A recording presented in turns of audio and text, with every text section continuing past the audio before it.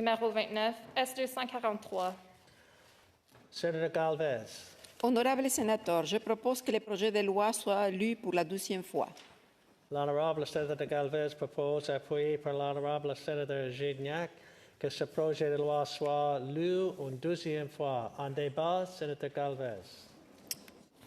Colleagues, I stand before you to introduce Bill S-243, an act to enact the Climate Aligned Finance Act and to make related amendments to other acts.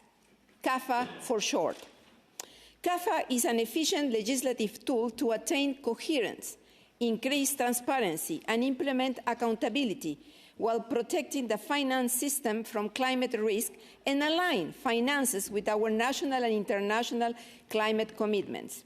These aspects are essential to facilitate an orderly transition to a low-carbon economy, which is already underway and accelerating around the world. This legislative initiative is the natural and logical progression of climate action following the adoption of the Canadian Net Zero Emission Accountability Act, which I sponsored here in the Senate, but also to put Canada at the right place in the race of the clean industrial revolution to increase the chances that we remain a prosperous, competitive nation. In this speech, I will provide context in terms of finance and climate risk, which justifies the objectives and content of the bill. I will describe the work and process that led us to this proposal. Finally, I will dive into the bill itself and what problems it solves.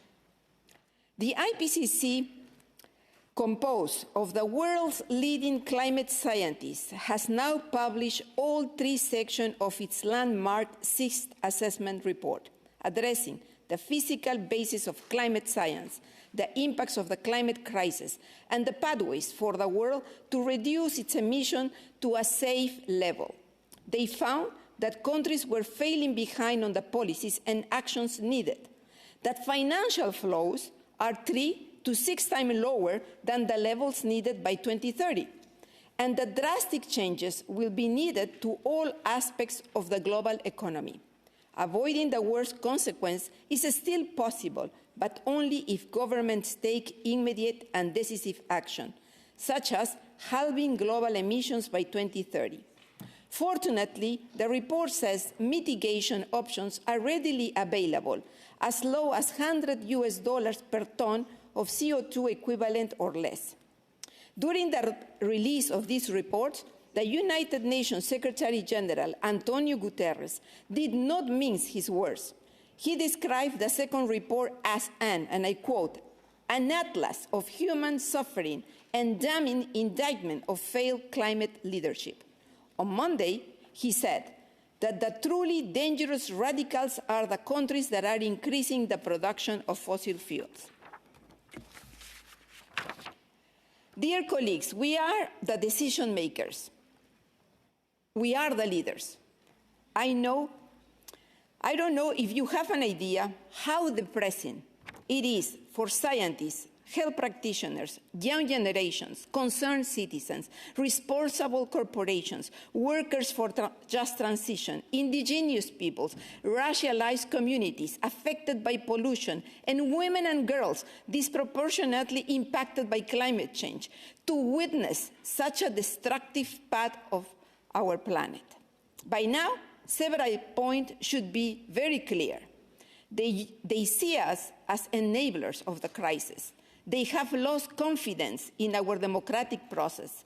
Extreme weather events are more frequent, destructive, and expensive. Climate risk is systemic and growing. Further delay in climate action is dangerous. And no, this is not a moralizing speech. These are just the facts. Recently, a U.S. Office of Management and Budget Assessment found that climate change could provoke a 7.1% annual revenue loss, equivalent to $2 trillion per year by the end of the century. That means future damages could dwarf current damages if greenhouse gas emissions continue unabated.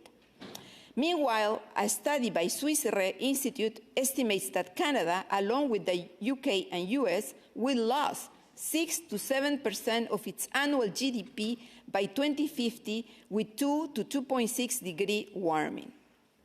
En 2015, l'accord de Paris a été adopté par 196 nations et vise à limiter le réchauffement climatique bien en dessous de 2 degrés Celsius par rapport au niveau pré-industriel, avec des efforts pour limiter à 1,5 degré. En novembre, le Canada a présenté sa contribution déterminée au niveau national lors de la COP26 à Glasgow. Il s'était engagé à réduire de 40 à 45% ses émissions par rapport au niveau de 2005 d'ici 2030. Ce qui a été officialisé par l'adoption de la loi sur la responsabilité en matière de carboneutralité l'an dernier. La COP26 a été l'occasion pour les pays de soumettre les CDN ambitieuses, tout en abordant la question du financement de la transition. Elle n'a pas réussi à atteindre tous ses objectifs, mais plusieurs initiatives prometteuses ont vu le jour, notamment la Glasgow Financial Alliance for Net Zero, dirigée par l'ancien gouverneur de la Banque du Canada et envoyé spécial des Nations Unies pour le financement de l'action climatique, Mark Carney.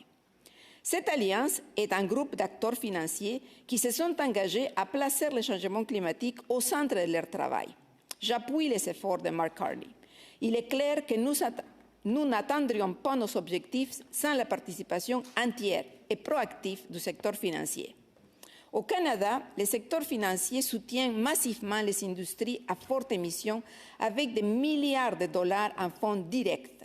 Exportation Development Canada a soutenu l'industrie avec entre 8 milliards et 12,4 milliards de dollars en financement et assurance par année de 2015 à 2020. Une contradiction directe avec les objectifs du gouvernement de réduction des subventions et des émissions. Les 6 grandes banques canadiennes ont fourni 694 milliards de dollars de financement et investi 125 milliards de dollars dans les combustibles fossiles depuis 2015. Malgré les bonnes intentions de ces collaborations internationales, il existe une contradiction évidente entre les promesses et les actions des acteurs financiers. Partout dans le monde, les politiques gouvernementales et les avancées technologiques évoluent rapidement alors que la transition progresse. Au Canada, les objectifs de réduction d'émissions n'ont jamais été atteints et le système financier est menacé par le risque climatique. Nos institutions financières doivent rattraper le retard et s'aligner sur la science climatique la plus récente. Nous devons nous appuyer sur les efforts des nations développées comme les pays européens, l'Union européenne et les pays du Commonwealth en matière de finances durables. Nous pourrons ainsi déclencher une transformation économique qui alimentera la prospérité future de manière durable, en préservant notre pays et la planète telle que nous, notre génération, l'avons connue. Currently, our financial sector is facing an increasingly volatile climate and uncertain future, leaving it vulnerable to major risk. These risks, however, are not reflected in market prices, tilting capital flows toward riskier, emission-intensive assets and away from low-carbon assets. If market expectations change suddenly due to an acceleration in global policy or a technological breakthrough or a series of destructive weather events, such as the ones we have known, it could cause massive repricing. In this scenario, billions of dollars worth of emission-intensive assets could become stranded, resulting in losses that could then cascade through the entire financial system and trigger instability or widespread collapse.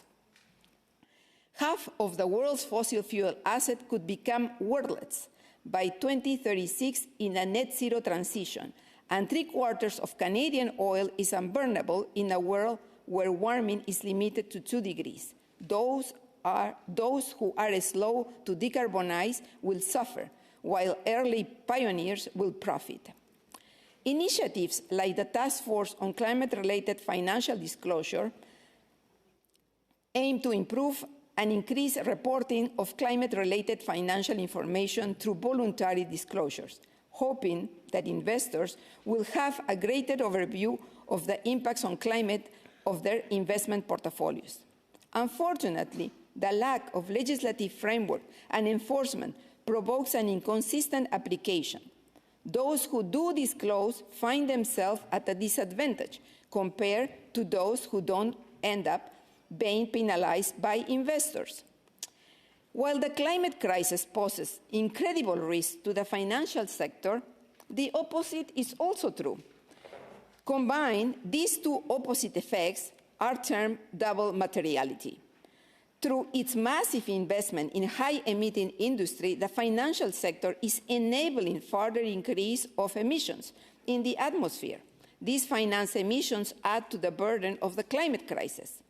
In 2015, Morgan Stanley Capital International assessed the carbon footprint for several of its indexes and found that a $1 million investment could be associated with as much as 439 tons of CO2 equivalent.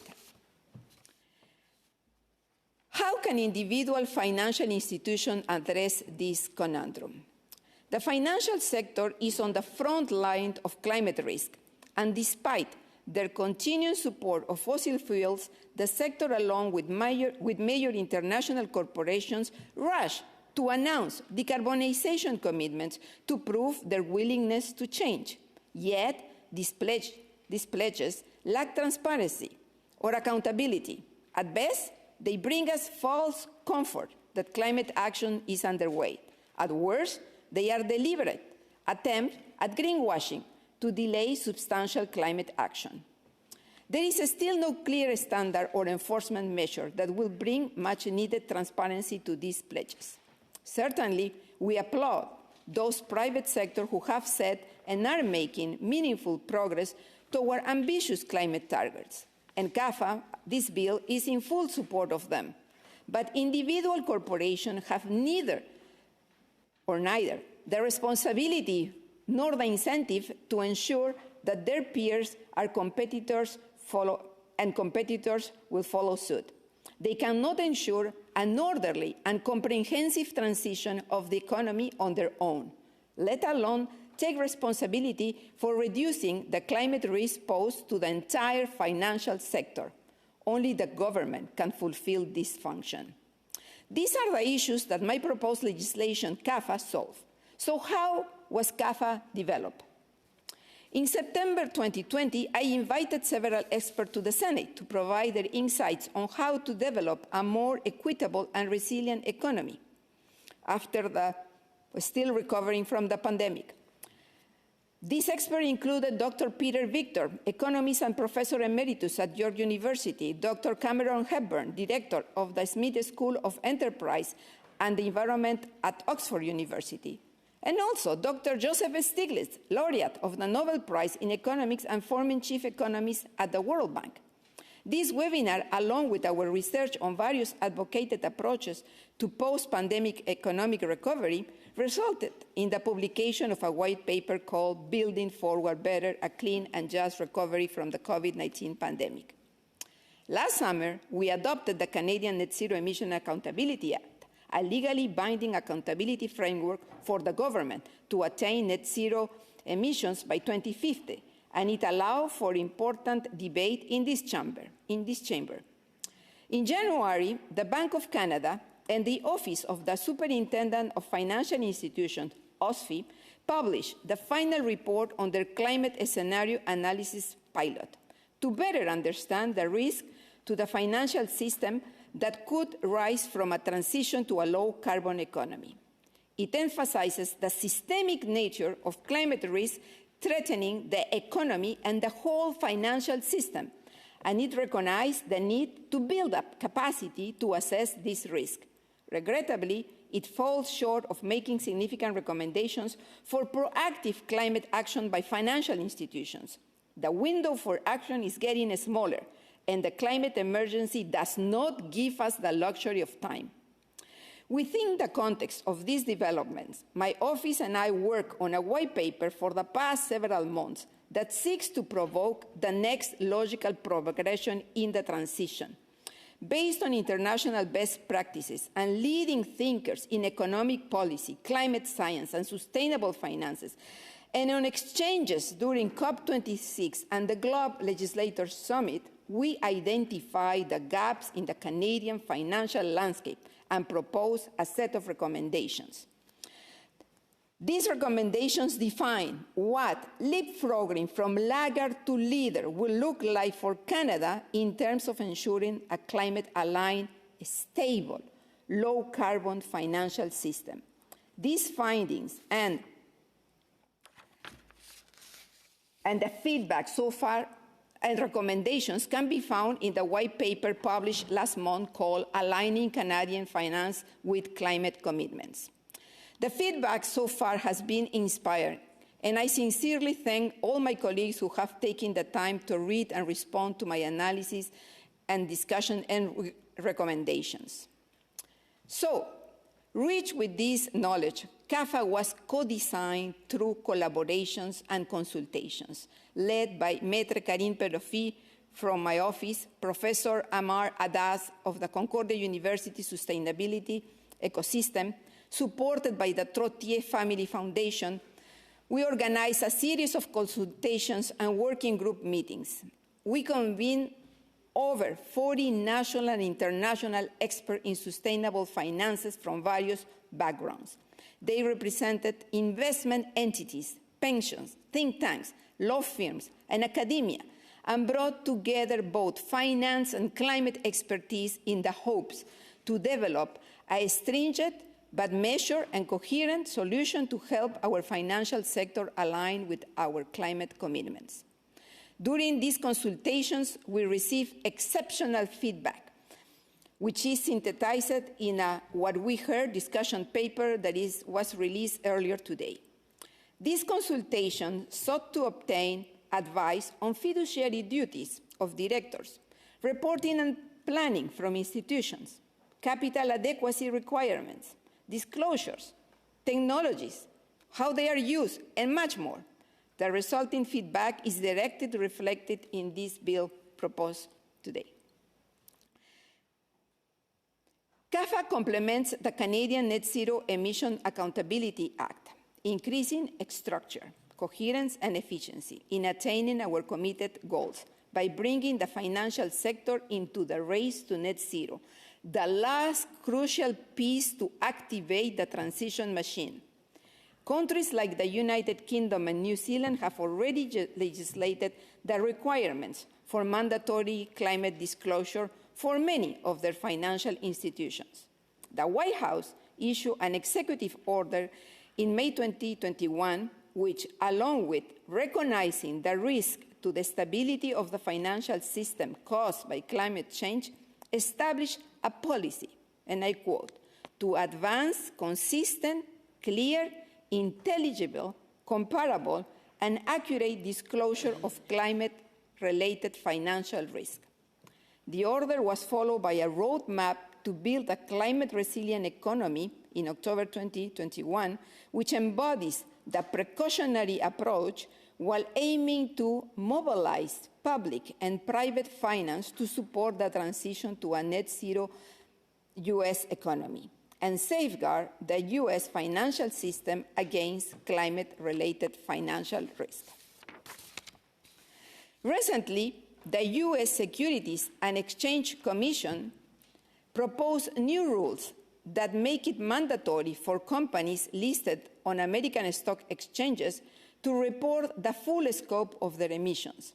These changes will put Canadian companies trading on U.S. exchanges at a great disadvantage, unable to meet American investor standards and expectations.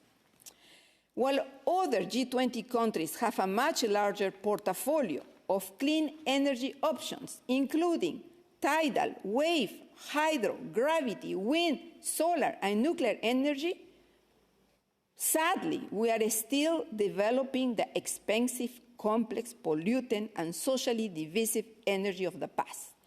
Put simply, Canadian policy is behind, and our misguided actions are having a major impact on our international competitiveness. We must act with the legislative tools at our disposal. These are the urgent reasons why I introduced Bill 243, the Climate Aligned Finance Act, which aligns the activities of federal financial institutions and other federally regulated entities with the superseding economic and public interest matter of achieving our climate commitments. It aims to make timely and meaningful progress towards safeguarding the stability of both the financial and climate system. It recognizes that systemic risks posed to all sectors of the economy, but by not aligning financial flows with climate commitments. So what is alignment?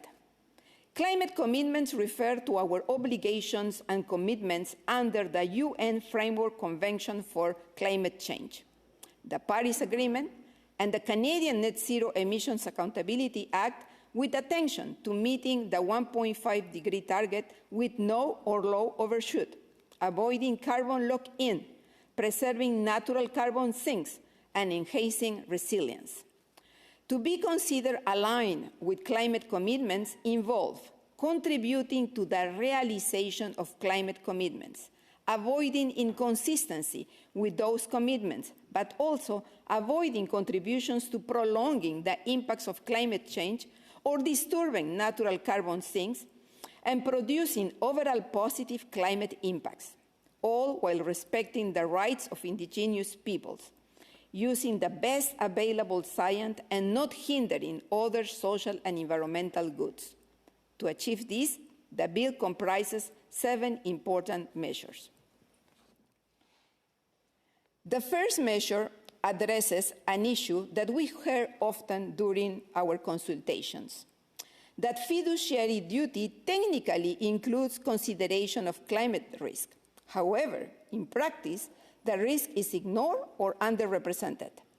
The expert panel on sustainable finance recommended in 2019, and I quote, that the federal government clarified that fiduciary duty in the context of climate change does not preclude the consideration of relevant climate change factors. In addition, Queen's University Institute for Sustainable Finance, September 2021 report surveyed sustainable finance experts and highlighted the need for clarifying the scope of fiduciary duty, which was, I quote, widely recognized as a crucial initiative to action in the near term, end quote. Former Supreme Court Justice McLachlan also recognized that corporations have a duty beyond just the bottom line, and I quote, corporations must take environmental impacts of their activities into account in making a decision. Corporations, public and private, must consider the interests of all their stakeholders. Like all good citizens, corporations must represent the environment, relations with indigenous people, and the diversity of modern societies, end quote. CAFA, therefore, creates a duty for directors, officers, and administrators to exercise their powers and function in a way that enables their organization to be in alignment with climate commitments. The second measure is the alignment of various federal adjacent organizations with climate commitments. This set of straightforward amendments requires the Bank of Canada, OSFI, the public sector, and Canada Pensions Plans, and key crown corporations, such as Export Development Canada, to perform their duties in a manner that is aligned with our climate commitments. The third measure is an obligation for target setting, planning, and reporting on climate commitments aligned for federally regulated organizations, unless they have no or negligible emissions.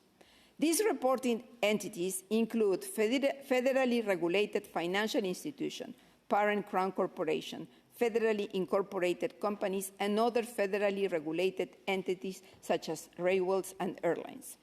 Their targets and plan must apply to all emissions in their value chain, represent the best available science, and must be aligned with climate commitments.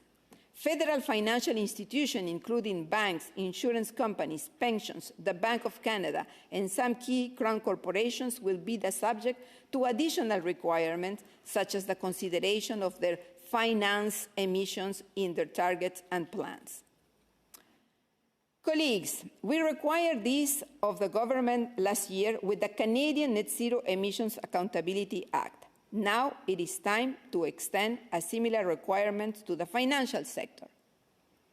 The fourth measure is ensuring certain boards of directors have the climate expertise they need for the transition and that conflict of interest are avoided. This bill establishes a definition of climate expert and requires that major crown corporations have at least one climate expert on their board. The conflict of interest provision will be introduced in 2 steps. For the first 4 years after coming into force, board members associated with an organization that is not in alignment with climate commitments will have to declare their conflict activities in the reporting entity's annual Climate Commitments Alignment Report. From the 5th year onwards, such individuals will not be eligible for board appointments. We have heard that all financial boards are populated with the same few hundred people. This measure aligns with the trend of bringing diversity and wider expertise to the boards. The 5th measure is the establishment of capital adequacy requirements that better reflects the micro and macroprudential risk generated by financial institutions. When financial institutions invest in non-transition ready sectors, ripples of financial risk are generated and propagated throughout our financial system. Requiring banks to hold more capital, an amount proportional to their investment in emissions-intensive operation, for example, would cause banks to internalize the cost of those systemic risks that their financial activities generate.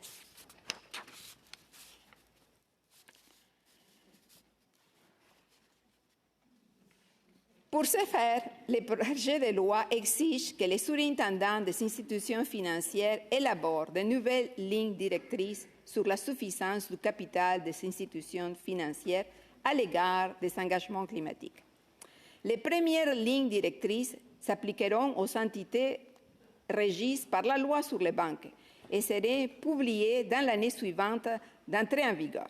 Une deuxième série de lignes directrices suivra sur les exigences de financement et les politiques d'investissement à l'égard des engagements climatiques pour les régimes de retraite, les compagnies d'assurance et les autres entités qui relèvent du surintendant. La 6e mesure est l'élaboration d'un plan d'action par le gouvernement pour aligner les produits financiers sur les engagements climatiques. L'alignement complet nécessite une approche globale qui dépasse les capacités d'un projet de loi privé du Sénat. Le gouvernement fédéral dispose de pouvoirs considérables et de la compétence constitutionnelle pour agir sur ces questions. Enfin, la 7e mesure garantit des processus d'examen public opportuns sur les progrès de la mise en œuvre afin d'assurer un apprentissage itératif. La loi exige 2 rapports. Dans un document déposé annuellement au Parlement, le bureau du surintendant rendra compte des progrès de la mise en œuvre en ce qui concerne les entités relevant de sa compétence et la ministre des Finances fera de même pour les sociétés d'État. Dans l'année suivante de l'entrée en vigueur, un rapport unique sera élaboré conjointement par la Banque du Canada, le bureau du surintendant, les représentants des peuples autochtones sur les consultations concernant leurs perspectives. Entre autres, ça portera sur les investissements à long terme et la résilience du système financier. Un autre rapport sera préparé par la Banque du Canada pour la politique monétaire en relation avec les changements climatiques, élaboré en consultation avec des personnes ayant une expertise climatique. Ces rapports seront également déposés au Parlement.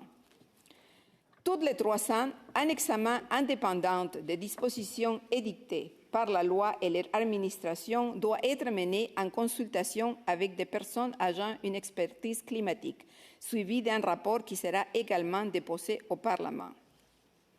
Je tiens également à mentionner un thème récurrent dans les projets de loi.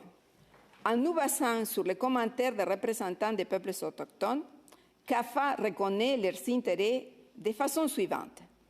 Le préambule de la loi fait référence à la Déclaration sur les droits des peuples autochtones et aux impacts disproportionnés.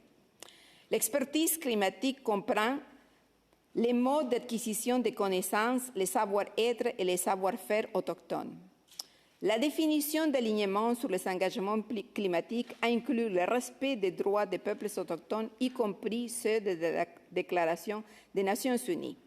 Et la Banque du Canada doit élaborer, comme je l'ai mentionné, conjointement avec les représentants des peuples autochtones, un rapport sur leurs perspectives.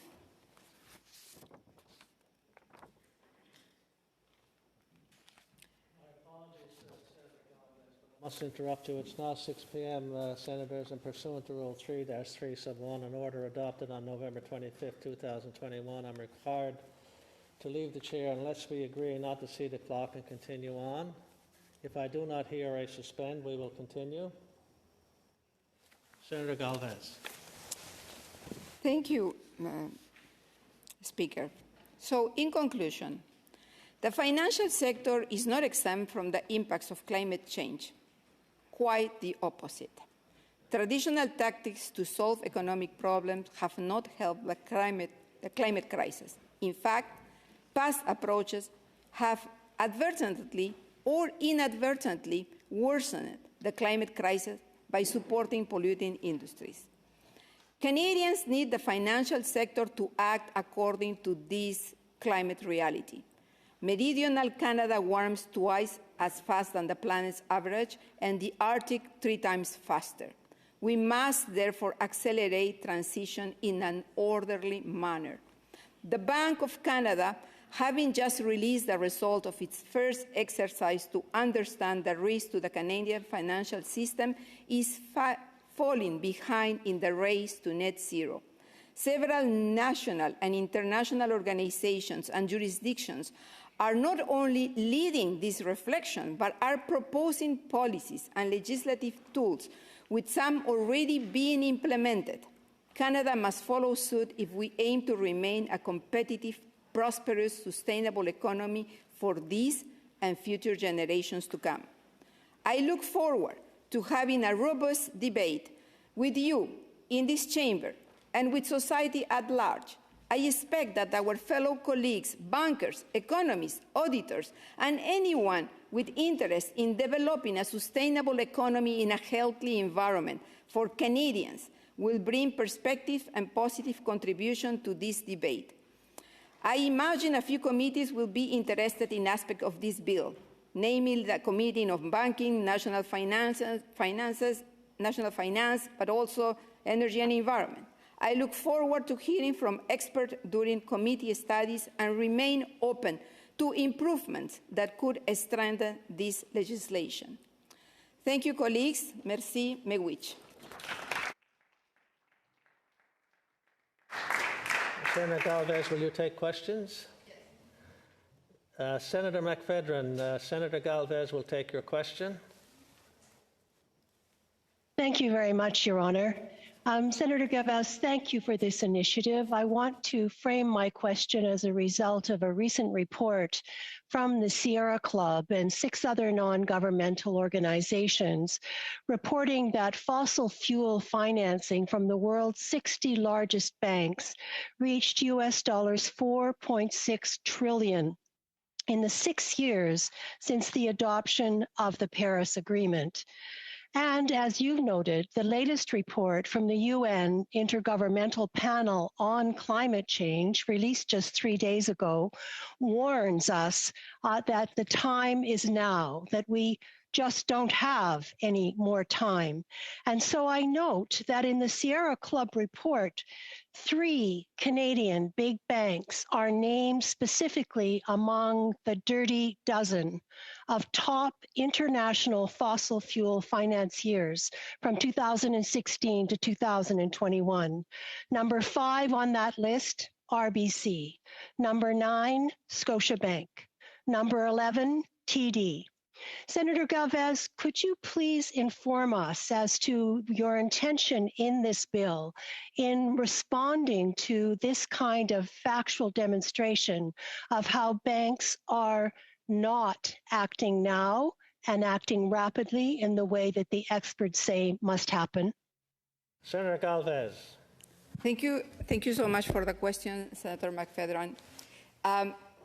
What I can tell you is that this concept of double materiality, meaning that on one hand, the financial sector acknowledges and says that the climate risk is systemic, and that whether it is to the transition or the physical risk, with all these extreme weather events being very destructive and turning assets into stranded assets.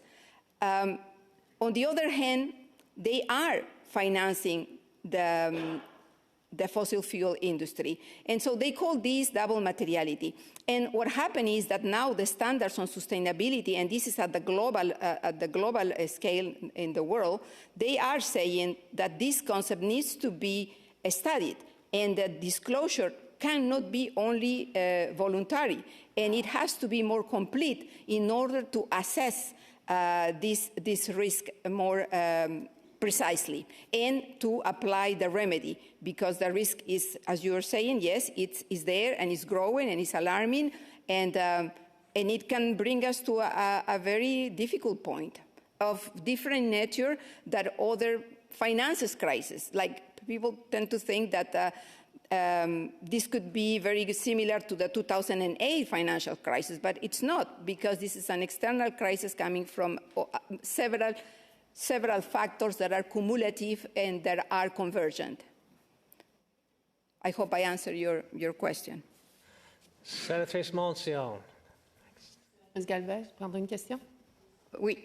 Merci. Le secteur financier connaît les signes noirs. Pourriez-vous nous parler des signes verts qui sont dans la crise environnementale? Senator Galvez.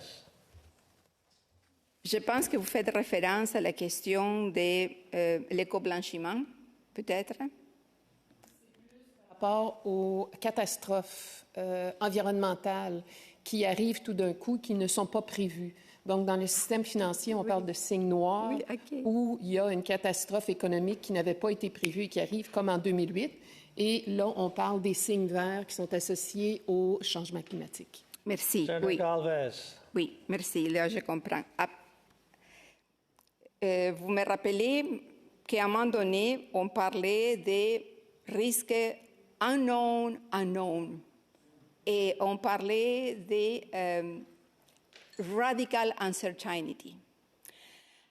Alors, c'est ce que je peux dire, c'est qu'en tant qu'ingénieur, je connais bien comment est-ce qu'on gère les risques, quand on les connaît, quand on est capable de les mesurer, quand on est capable de les modéliser et de les prévoir et les prédire. On est capable. C'est ça qu'on fait en génie, justement, quand on adapte nos infrastructures.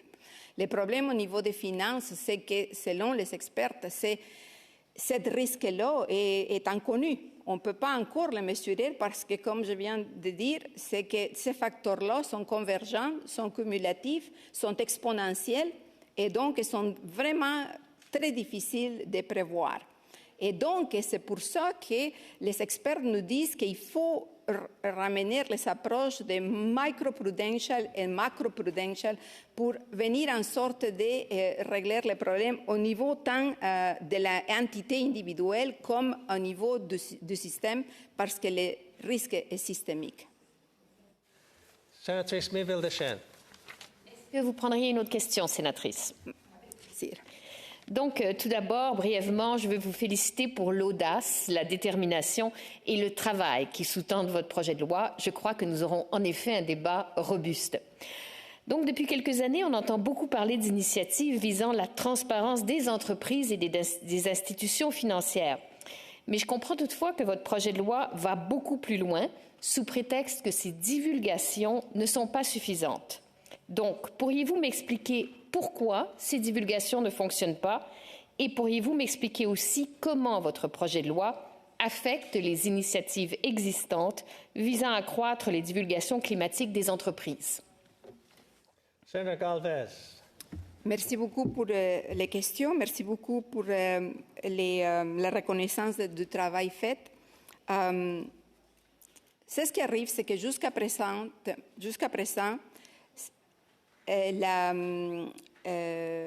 la publication des risques climatiques, c'est seulement une recommandation et c'est seulement volontaire.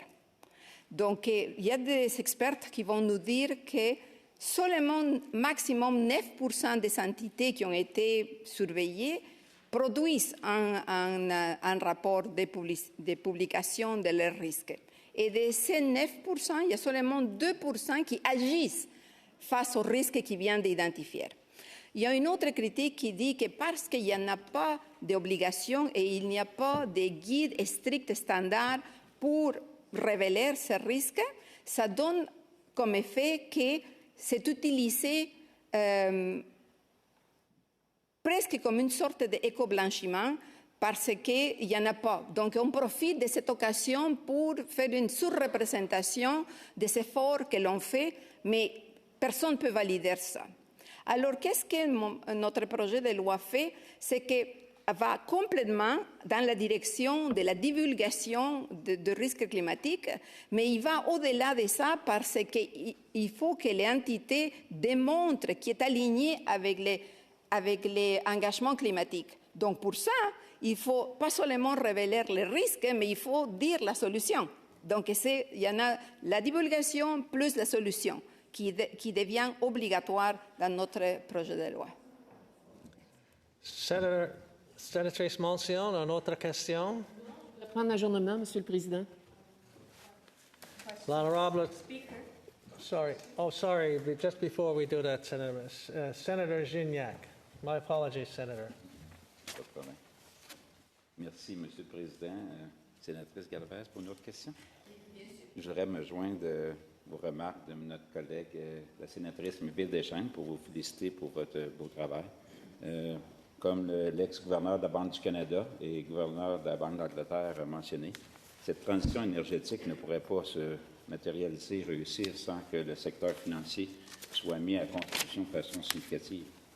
J'avais fait allusion qu'il pourrait y avoir 3 comités qui pourraient être interpellés. Je crois comprendre par les procédures de la Chambre que c'est les leaders qui vont se pencher pour déterminer. Ne croyez-vous pas que ce serait peut-être davantage le comité des banques et commerces? Et je dis en toute neutralité, étant donné que j'ai le privilège de siéger à la fois sur les finances nationales, les banques et l'énergie. Mais vous parlez de changer la loi sur des institutions financières. On parle de plusieurs lois qui interpellent le secteur financier. Est-ce que vous avez une opinion à ce sujet sur quel comité, sachant que c'est les leaders qui vont prendre les décisions, quel comité devrait être interpellé par votre projet de loi? Sénateur Galvez. Merci, sénateur Gignac. Je ne sais pas si vous suivez les nouvelles sur les budgets, mais c'est dit que la question des finances durables, c'est un point dans les budgets. Donc, c'est intéressant aussi, je veux dire que dans les dernières élections, plusieurs des partis politiques dans les plateformes avaient des points de la finance durable à développer. Et donc, c'est très intéressant. À la fin, c'est vrai que ce projet de loi peut intéresser les 3 comités que j'ai mentionnés, mais évidemment, comme vous l'avez bien dit, ce n'est pas une décision que je prends, c'est la décision de... Tout le monde va parler avec leurs facilitateurs ou leurs leaders, puis finalement, c'est eux qui vont décider. Mais définitivement, banque et finances nationales, c'est les deux...